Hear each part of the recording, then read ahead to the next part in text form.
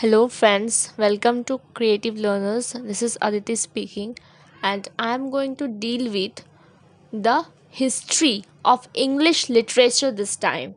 So, if we think about England, the land of England, we must say that it is a land of fortune, wealth, but no, the actual history lies with some little tribes named as Anglo Saxons and Jutes. Those are actually Germanic tribes. They are a cultural group who inhabited England. And to let you know, here these three Germanic tribes came from northwestern Europe, pushed the Celts north and west, and established a kingdom around 410 to 500 AD.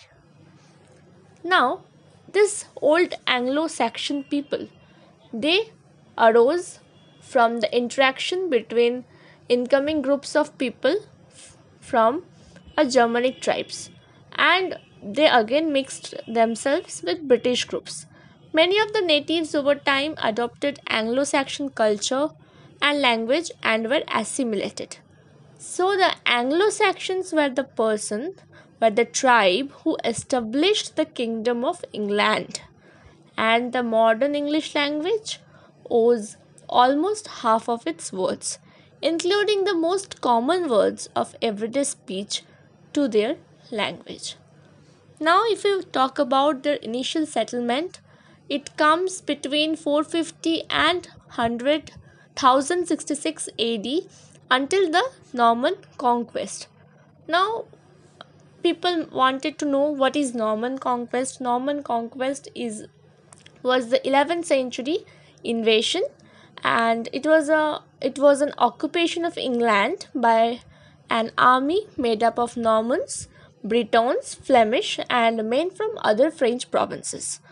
So this history, and here we must note that the early Anglo-Saxon period includes the creation of an English nation. Interesting, right?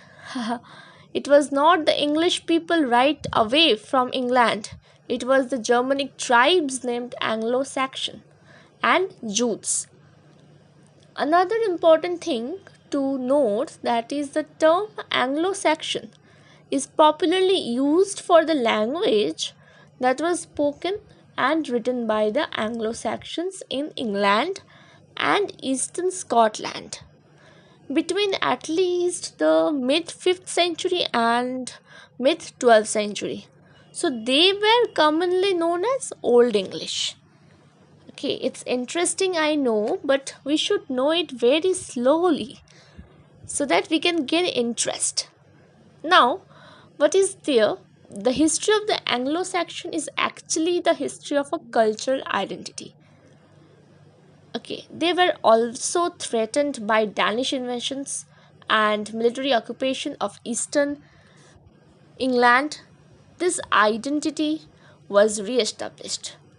And during the Anglo Saxon period, England was divided into seven sovereign kingdoms. And they are as follows in the PPT: Northumbria, Mercia, East Anglia, Wessex, Essex, Sussex, Kent. Now look at the map. This is the kingdom of the Anglo Saxon. Please look at it very carefully. Wessex, Mercia, all are togetherly. So, after that, we must know that this use of the term Anglo Saxon assumes that the word Angles, Saxons, or Anglo Saxon have the same meaning in all the sources. Okay, now it's time to look at the Old English words. See, it's unique.